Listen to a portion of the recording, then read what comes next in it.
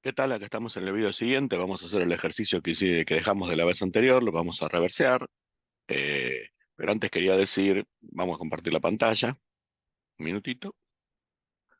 Antes quería mostrar que, bueno, hay cosas que nosotros todavía estamos aprendiendo y por eso las estamos tomando en la forma más sencilla posible. Como por ejemplo usar símbolos, que eso después lo vamos a ir, a medida que vayamos avanzando y nos vayamos afianzando en la teoría, vamos a empezar a dejar de usar símbolos.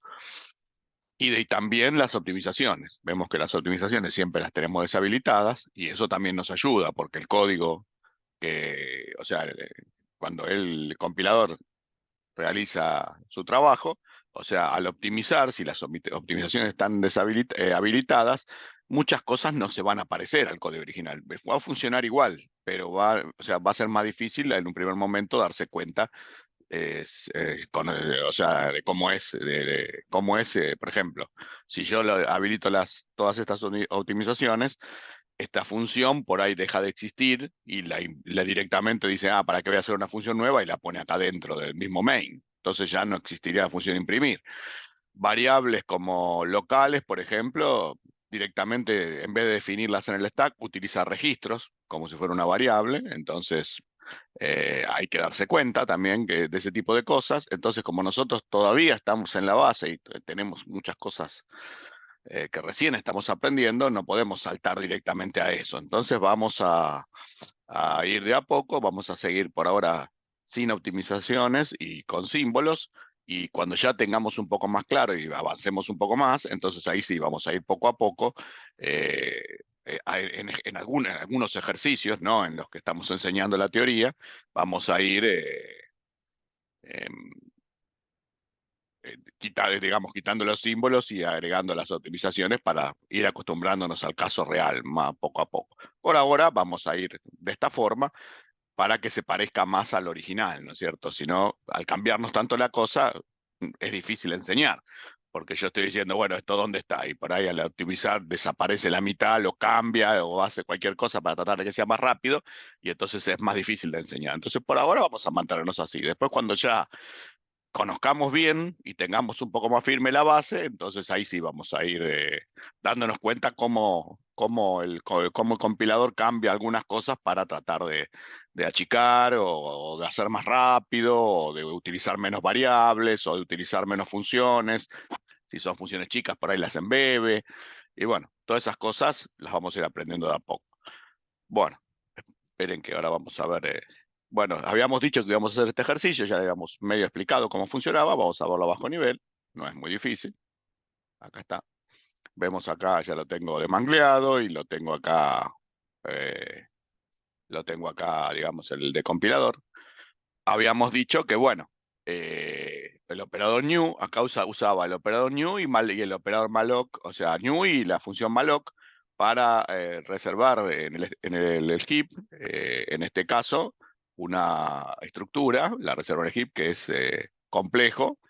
Este new va a reservar la estructura complejo en el heap y va a guardar el puntero, o sea, va a ser una estructura, en realidad no tiene nombre. Complejo es un puntero esa estructura. Todo lo que se reserva en el heap no tiene un nombre porque nos manejamos con punteros a eso que está en el heap, ¿no es cierto? Este es el puntero a la estructura ST complejo que va a estar en el heap. O sea, el puntero se llama complejo y nos manejamos siempre a través del puntero, o sea, asignamos, leemos siempre a través del puntero a esa estructura, no sobre directamente sobre la misma variable, sino sobre el puntero a la variable. Y lo mismo, complejo 2 es un puntero a ST complejo y utilizamos malloc en este caso, que es más o menos lo mismo, y de lo que devuelve, que es una dirección, porque malloc devuelve void asterisco, igual que new, que devuelve void asterisco, o sea que devuelve una dirección, y se asigna a un puntero ST complejo asterisco, por eso acá está casteado. Si yo, o sea, para que el void asterisco se transforme en ST complejo asterisco, está casteado. Si no quiero ver los casteos, puedo hide cast y vemos que desaparecen, pero a veces está bueno verlos en un principio. Bueno, entonces acá tenemos las direcciones, en estas variables punteros tenemos las direcciones donde están estos 8 bytes. eh, Estos 8 bytes están reservados en el heap. O sea, recordemos que todos los objetos que se reservan en el heap no tienen direcciones fijas. O sea, si yo corro este programa, la primera vez va a tener una dirección, la segunda vez va a tener una dirección, son completamente variables las direcciones y se van a guardar en este puntero. Entonces, en sí, los objetos en la heap están definidos por punteros. O sea que va a estar estos 8 bytes van a estar en alguna parte de la memoria y esto va a apuntar a eso. Bueno, recordemos que new, habíamos dicho que new tenía chequeo interno de si devolvía a cero o no, mientras que malloc no, y había que chequearlo. Acá vemos que chequea si complejo 2 es 0, o sea, si es 0 esto vale 1 y sale, viene por acá. Chequea si complejo 2 es igual a 0, si no es 0 viene por acá, y si es 0 viene por acá, o sea que chequea complejo 2, que viene de malloc. La dirección, o sea, malloc devuelve la dirección y la guarda en el puntero a ese T complejo. En cambio, new no lo chequea, directamente lo guarda. ¿Y por qué? Vemos que el new adentro ya tiene un chequeo. O sea, acá el new se le pasa en RCX el size, ese es el primer argumento, que es RCX, es 8, y acá en malloc el argumento es 8 también. Y acá como RCX es el argumento, es size, directamente se mueve el size, este es RCX, size es igual a RCX, se mueve RBX, y RBX se mueve a size de vuelta a RCX, o sea que acá perdón, acá le llama malloc, sigue siendo RCX el argumento porque no cambió el valor, este size RCX sigue siendo acá el primer argumento, y acá vemos que si devuelve una dirección malloc, o sea, llama malloc exactamente igual que antes, si devuelve una dirección, vuelve por acá, devuelve en RAX la dirección, y si no es 0, llama esta función callNew, que lo que hace es tratar de fritar, dice, bueno, si no pude, si me devuelve 0, porque no pude alocar, entonces llamo esta función que lo que trata es decir, bueno, debe estar la memoria toda ocupada, trata de fritar, y si devuelve 0 porque no puede fritar, raicea una excepción, y si no, si puede fritar, o sea, devuelve distinto de 0, vuelve por acá y vuelve a intentarlo, y así, bueno, tiene como una especie de algo más que el malo común, que es llamar a esta función y devolver 0. ¿No? Acá estamos llamando directamente a esta función en la segunda, y y tenemos que hacer el chequeo nosotros, y no tiene este reintento por si acaso la memoria está muy ocupada y trata de nuevo de tratar de hacer malloc. O sea que el new es un poquito más chequeado que el malloc directo, pero la función es la misma. Devuelve un puntero, la de la dirección esta, la guarda en un puntero porque es una dirección de un objeto. Y bueno, acá vemos que lo guarda en una var 20, que es una variable temporal, que acá ni figura, porque después la vuelve a leer de var 20 y lo guarda así en complejo. O sea que esta es un temporal de complejo, podemos ponerle. Vemos que no está optimizado para nada, porque si realmente estuviera optimizado, no utilizaría una variable de más, como en este caso, ¿no? Vemos que acá lo guarda acá y después lo vuelve a levantar y después lo guarda en complejo. O sea que esta temp complejo no se usa más, o sea que es un desperdicio esto, porque no está optimizado, obviamente. Y bueno, una vez que guarda la dirección, la guarda acá en complejo, que es el puntero, ¿no es cierto? Y lo mismo malloc lo guarda en el puntero, que es complejo 2. Y después llama exit, ¿no es cierto? Si es que el complejo es igual a 0, llama exit, y si no, viene acá. Bueno, si lo vemos acá en el decompilado, vemos que en complejo real, a complejo real, recordemos que la flechita, cuando estamos trabajando con punteros a estructuras, para asignar un valor a un campo, en vez de utilizar el puntito, utilizamos la flechita. Entonces, complejo real es igual a 1, complejo imaginario es igual a 2, acá los va seteando, complejo 2 real es igual a 3, y complejo 2 imaginario igual a 4. Son los dos, complejo 1, complejo 2, son punteros a estructuras del tipo ST complejo, que están en algún lado en la memoria, y en esos lugares va, o sea, esta es la inicialización de los valores de la estructura complejo, y esta es la inicialización de los valores de la estructura complejo 2. Bueno, acá y después va a llamar a imprimir los valores, bueno, ahora los vamos a ver. Y acá vemos que, ¿cómo vemos acá? Si esto, por ejemplo, vemos que está llamando a esto, el complejo tiene acá la dirección de inicio del complejo. Y el contenido de la dirección de inicio es el primer campo de complejo, más que te está diciendo que es un deword. O sea, este RAX apunta la la directiva de tamaño me dice que va a escribir en un DWORD de RAX. Y esto apunta a la dirección de inicio de RAX. Complejo tiene la dirección de inicio porque es un puntero. O sea que el contenido de la dirección de inicio va a escribir un DWORD que es un 1, que sería esta parte, ¿no es cierto? Vamos a sincronizar. O sea, esto es esto, ¿no? Y bueno, entonces se está escribiendo en el campo real, porque el complejo, el primer campo, vamos a ver en View, Open Subview, Local Types. Por acá está Local Types. Y entonces vamos a ver complejo, ST complejo, complejo. No, ahí está, ST complejo. Vamos a ver que es eso, el primer de Word. Si yo tengo la dirección que apunta al inicio, el primer de Word es este y el segundo de Word es este, porque son enteros. Entonces quiere decir que si yo hago el contenido de AX que apunta al principio, en realidad estoy escribiendo acá. ¿Es cierto?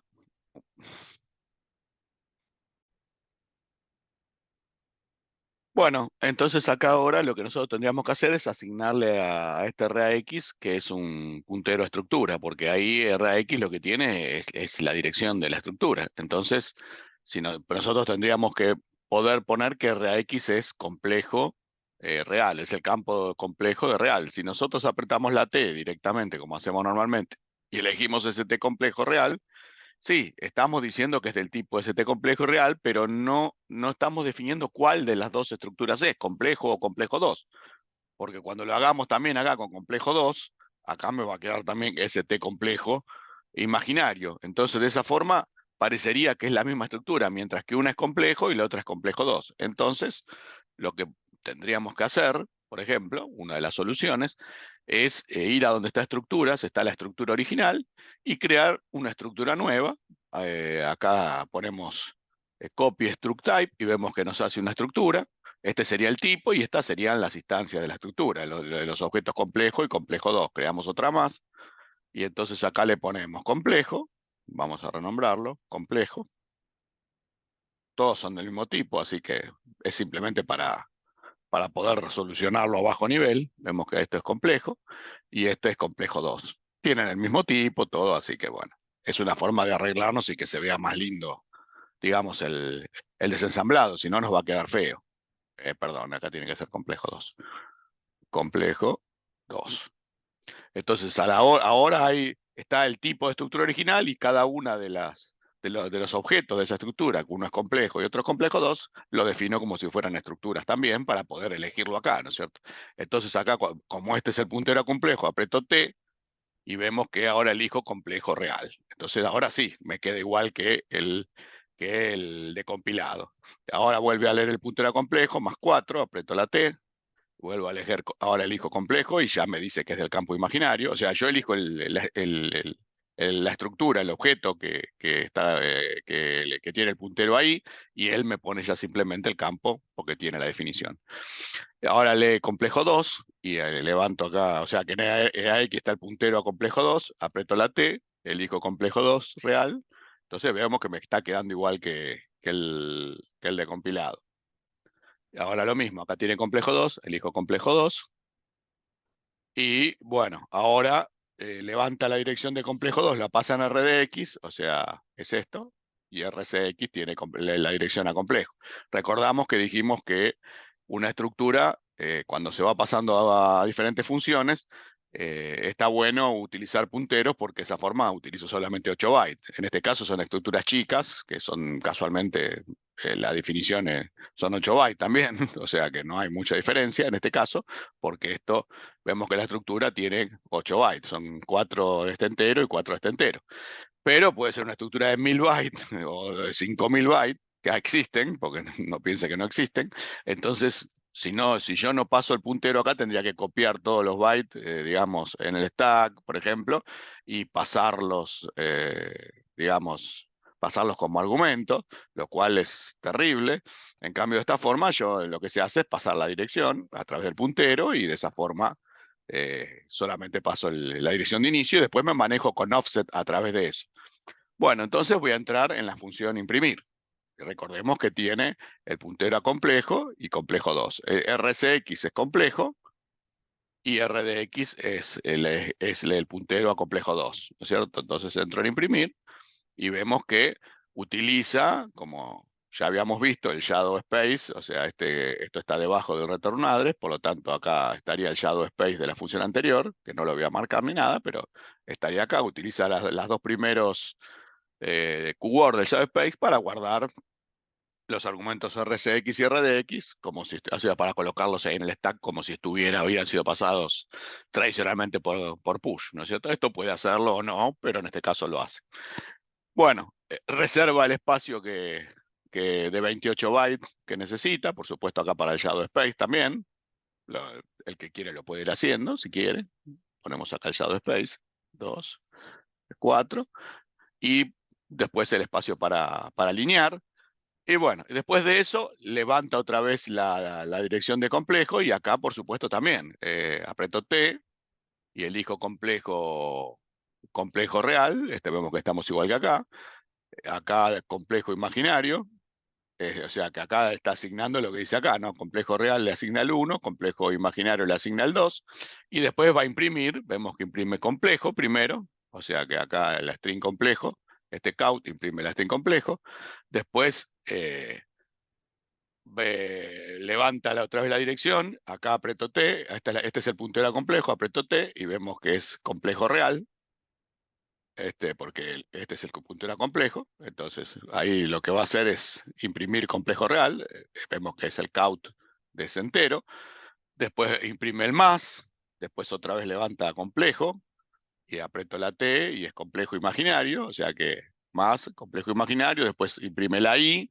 después complejo 2, levanta acá, ahora empieza a trabajar sobre complejo 2, acá busco complejo 2 real, eso es lo que va a imprimir, y después más, y de acá vuelve a levantar el complejo 2 imaginario, y lo imprime, y después la I, ¿no es cierto? Y termina. O sea que si nosotros una de las formas cuando no tengamos símbolos, ya vamos a ver, sobre todo cuando tengamos programas reales, de darnos cuenta de que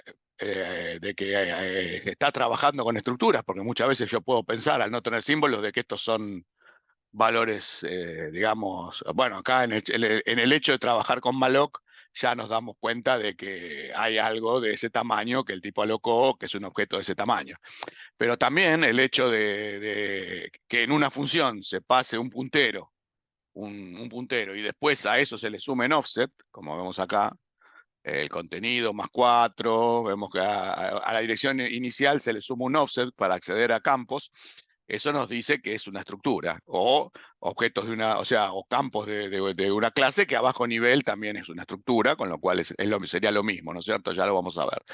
De esa forma, si yo estoy lejos de donde se hizo el malloc, porque esto puede hacerse un malloc o un new, digamos, al inicio, y después estoy en una función mucho más adelante y veo que a un puntero se le suma un offset y se le asignan cosas, entonces me doy cuenta que ahí hay una estructura o una clase, ¿no es cierto? Que hay algo que se está manejando a través de punteros y se le suman offset, entonces estoy accediendo a campos de estructuras o de clases, ¿no es cierto? Ya vamos a ver cuando lleguemos al tipo de clase. Bueno, entonces imprime todo y ahora vamos a debuguearlo. Vamos a poner un breakpoint acá, vamos a poner local window debugger, vamos a correrlo.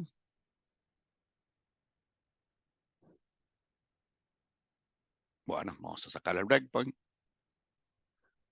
Bueno, vemos acá que llama new, en RAX devuelve la dirección, esa dirección va a apuntar a los 8 bytes esos, que está en RAX, vemos que ahí apunta a los 8 bytes, sabemos ya, yo sé que es una estructura ya de 8 bytes que tiene 2 de Word, porque vi el código, pero como si no sé nada, bueno, guardo la dirección ahí, que es el temporal de complejo, la vuelve a levantar a RAX y la guarda en la variable complejo. Ahora hace de vuelta el malloc de 8, o sea que ya el compilador se da cuenta que es una estructura de 8 bytes, y lo guarda en complejo 2, con otra dirección, por supuesto. En complejo hay una dirección, acá, que es esta.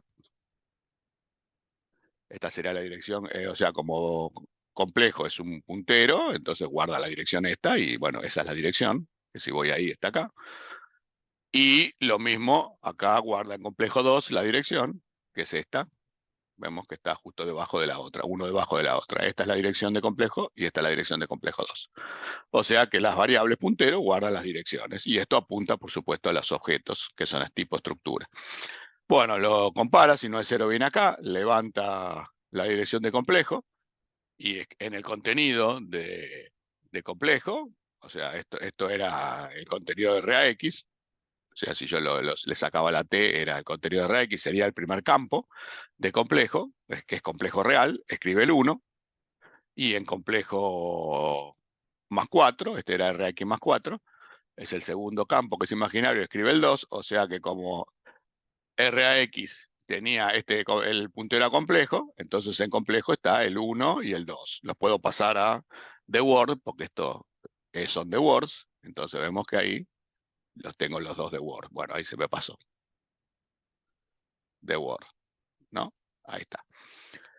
Bueno, muy bien. Entonces, ahí vemos que Jaco guardó el valor 1 y 2 de complejo. Y ahora levanta el complejo 2 en el campo real, o sea, el contenido de AX, como RAX apunta al inicio, el contenido de RAX le coloca un 3 y a imaginario le colocan 4, o sea que en complejo 2, que es este puntero, tengo el 3 acá, que lo pongo como de Word, y tengo un 4 acá, que lo coloco como de Word. Bueno, vemos que acá cuando yo aprieto DD, la D lo va a cambiar a DWord y aprieta y lo cambia normalmente como DD, ¿no es cierto? O sea, como siempre, colocamos DB byte, DD Word y DQ Word. Y acá le coloca el tag, aparte de colocarlo como DD3, igual que acá DD4, le coloca un tag a la dirección porque hay una referencia. Cuando él detecta una referencia, algo que se referencia, que acá está, esta referencia al valor inicial, es esta referencia, vamos ahí, vemos entonces que esta referencia, él detecta que se llama desde acá y que esa referencia, el contenido es un The Word. Por eso el tag tiene la palabra The Word guión, que es el prefijo en ida que coloca de que la dirección esa tiene un The Word dentro. O sea que uno es 699 3B EB0, él detectó que hay un The Word. ¿No es cierto? O sea, ahí está también porque como son los inicios, esto apunta al inicio. Entonces en el inicio hay también un The Word, entonces él coloca el tag, a la dirección le coloca el tag The Word o sea, este sería el nombre, un tag que le coloca a la dirección esa, en la cual le coloca un prefijo llamado The Word y el nombre y el resto es el nombre de la misma dirección. ¿No es cierto? Eso lo que dice es que si yo lo miro desde acá, digo, bueno, esta dirección tiene un puntero, un offset, a la dirección esta que corresponde acá y cuyo contenido es un The Word. O sea que me da una información sobre qué hay ahí, ¿no es cierto? Este prefijo me da la información de que ahí dentro hay un The Word. La otra no tiene el tag de Word porque no tiene ninguna referencia, porque las referencias siempre en una estructura son al primer campo, porque siempre se llama a través del primer campo. En cambio, esta, como no hay ninguna referencia, si yo aprieto la X veo que no hay referencia, entonces por eso no puede, digamos, colocarle el tag porque no hay una referencia hacia. Le coloca solamente el DD, que hay un The Word ahí, pero no, esto es se utiliza cuando hay una referencia de colocar un prefijo. Bueno, volvamos. Entonces seguimos, levanta el puntero, levanta la dirección de RDX complejo 2 y RCX complejo y las va a pasar a imprimir como primer argumento y segundo argumento del tipo ST complejo y los guarda ahí en el shadow space, o sea, debajo del return address, ¿no es cierto? RCP está ahí y ahí este es el return address y ahí debajo vemos que guardó los dos argumentos. Este sería return address y ahí guardo la dirección de complejo, que está en RCX, es esta, y la dirección de complejo 2, que está en RDX, que es esta, los guardo justo debajo de return address. Es lo primero que hay antes de hacer la reserva de espacio con su RCP28, por supuesto, es el return address, ¿no es cierto? Si voy acá, me va a mostrar a dónde debería volver después de volver a imprimir, de terminar de imprimir. Bueno, seguimos, reservamos el espacio, vamos 28 para arriba, vemos que acá está 28, bueno, ahora vamos a 0 porque estaba en 28, estaba por acá, Y como le restó 28, quedó en 0. Aparte termina en 0, como dijimos que el stack después de alinearse, por siempre termina en 0, en 64 bits, para quedar alineado a 16. Bueno, levanta el puntero a complejo, guarda en el contenido el 1, que ya estaba, porque ahí estaba el 1, porque vuelve a guardar el mismo valor, y levanta la dirección y va a escribir ahí en el campo imaginario de complejo el 2, y después hace todas las impresiones que ya habíamos visto, ¿no es cierto? Ya las habíamos mencionado, imprime todo. Esto lo podemos ver acá en el que está imprimiendo complejo 1 más 2i, complejo 2, 3 más, y ahora va a imprimir el valor final.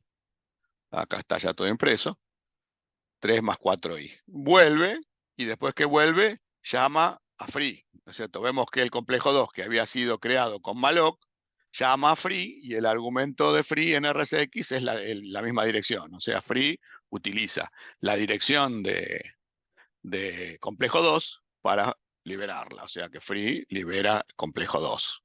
Es lo que había reservado, pasa a estar libre nuevamente. Y para la que había utilizado malloc, que era complejo, está complejo, vemos que lo levanta y lo guarda en una variable block, y después la vuelve a leer y lo pasa a RCX, o sea que es lo mismo, tanto free como delete. A bajo nivel, el argumento es la dirección que quieren liberar, que había sido reservada anteriormente. O sea que estas dos serían similares. Delete tiene un poquito también más es más o menos lo mismo que free, no hay mucha variante. Bueno, una vez que block ya se liberó, entonces se termina y ya terminamos con todo. Bueno, este es el ejercicio, ¿no es cierto?, el que habíamos hecho. A ver, un minutito.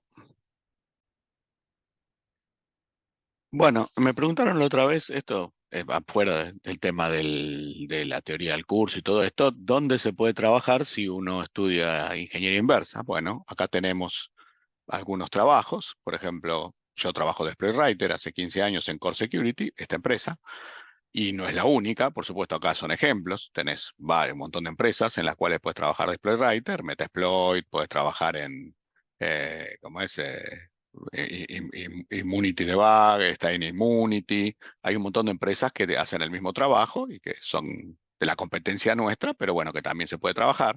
Si sos analista de malware, puedes trabajar en empresas de antivirus. Acá como ejemplo está Kaspersky, cualquier empresa de antivirus, investigador de seguridad, Red Team, que son los que, digamos, team que se dedican a realizar ataques, ¿no es cierto? El Blue Team serían los que están del lado de defender, ¿no es cierto? Y Red Team es el team que trabaja en ataque. Bueno, ingeniería inversa, cualquier tipo de trabajo que necesite ingeniería inversa, como forensic, que trata de recuperar datos borrados de discos para trabajar en resolución de crímenes o en temas policiales. Por supuesto, Spraywriter como nosotros, y también bug hunting, los que detecta, o sea, para tratar de descubrir vulnerabilidades. Se puede descubrir vulnerabilidades y hay quien paga por las vulnerabilidades descubiertas por Zero Days. O sea que uno puede descubrir un Zero Day y hay empresas que pagan por eso. O sea que uno, al darle el descubrimiento de uno, puede ser trabajar freelance por su cuenta y hacer descubrimientos de Zero Days, que no es fácil, obviamente, pero bueno, se toma su tiempo y así se paga, ¿no es cierto? Sabemos los precios de los Zero Days que se pagan últimamente. Si vamos, por ejemplo, a una página, creo que está todavía como Zerodium, ¿no? Ahí se ven, normalmente estaba la tablita de cómo vender su Zero Day. Estaba por acá una tablita, a ver qué ahí decía. Eh, eh, los precios por ahí estaban, ven, acá están. Que si encontrás un zero day que sea cero clic en Remote Code Execution en Windows, ¿no es cierto? Puede ser hasta $1.000.000. Después Chrome, Apache, 500.000. En Outlook, Exchange, PHP o SSL, 250.000. VMware, Thunderbird, 200.000. Safari, WordPress, todos estos, 100.000. Bueno, Adobe, WinRAR, 7zip, 80.000. Antivirus, WinZip, hasta 50.000. y después esto es más, lo más va después para mobiles, ahí también vemos que acá hay para desktop y server, después para mobiles, y también vemos que son para mobiles hay hasta 2,5 millones, un cero clic de Android se paga hasta 2,5 millones. Bueno, según las características que tenga, se paga más o menos, pero vemos que si uno se toma un trabajo y hace realmente un buen trabajo, puede llegar a ganar mucha plata también con los zero day, pero por supuesto hay que saber mucho porque hay que vencer todo, ¿no? Las mitigaciones y todo que tienen los sistemas y lograr un exploit perfecto que funcione. Bueno, para eso hay que saber ingeniería inversa, no lo vas a lograr hacer solamente con herramientas, tenés que entender, tenés que, por más que encuentres fuseando, por ejemplo, un crash, después tenés que analizarlo y detectar si ese crash es realmente una vulnerabilidad y explotarlo. Y para explotarlo necesitas saber ingeniería inversa, lo mismo que nosotros los exploit writers, que es lo que hacemos, es crear exploits sobre vulnerabilidades que ya se publican, no se lo deis. Y bueno, en ese caso también tenemos que analizar los parches de seguridad, tratar de hacer diff entre las versiones nuevas y las versiones viejas, ver dónde se parchearon los programas y de ahí tratar de hacer un exploit, como hacemos nosotros en Core Impact, por ejemplo. Bueno, hay muchísimas variantes de trabajos de reversing. Inclusive yo me he encontrado gente que trabaja en áreas muy disímiles y sin embargo o está utilizando reversing. Por ejemplo, gente que la contratan para estudiar temas de copyright, o sea, empresas grandes que analizan los productos de la competencia, el software de la competencia, para ver si le están infringiendo o copiando su código, si están infringiendo el copyright.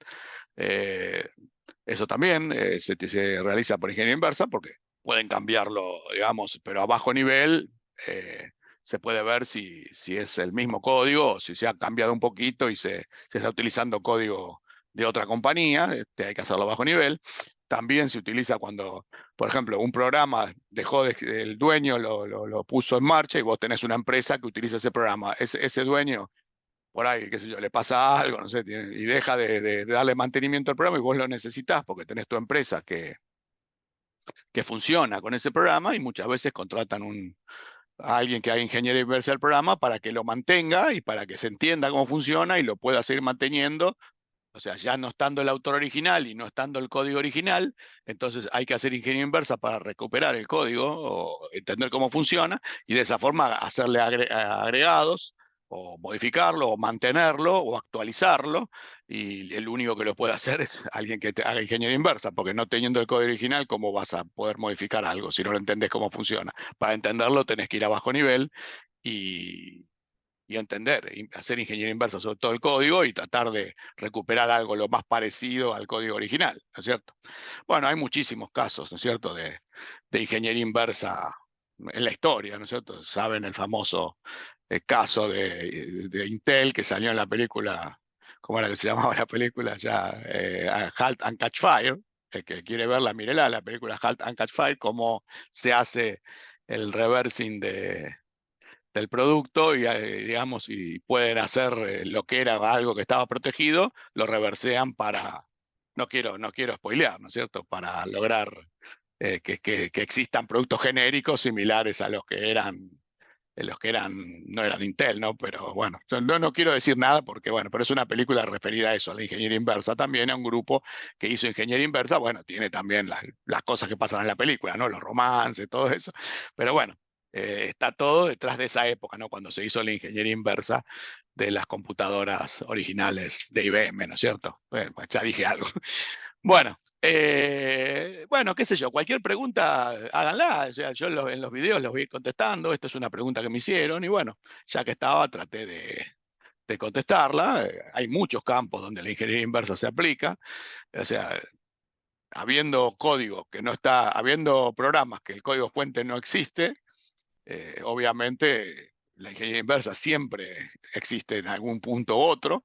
Bueno, no hablemos de cosas que no son muy legales como el cracking, pero bueno, también existe, ¿no es cierto? Por supuesto, el cracking de programas, la distribución de programas de seriales, la búsqueda de seriales, la distribución de keygens para registrar programas, también eso existe.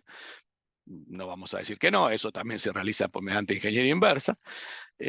Bueno, hay muchísimas cosas. Cualquier duda, por supuesto, pregunten y vamos aclarando en los siguientes videos, porque de paso hacemos un poquitito de relax entre ejercicio y ejercicio y charlamos un poco, aunque sea así de esta forma, charlamos acerca del tema y bueno, espero que este video les haya servido y cualquier dudita, no, díganla que la comentamos en el video. Nos vemos, chao.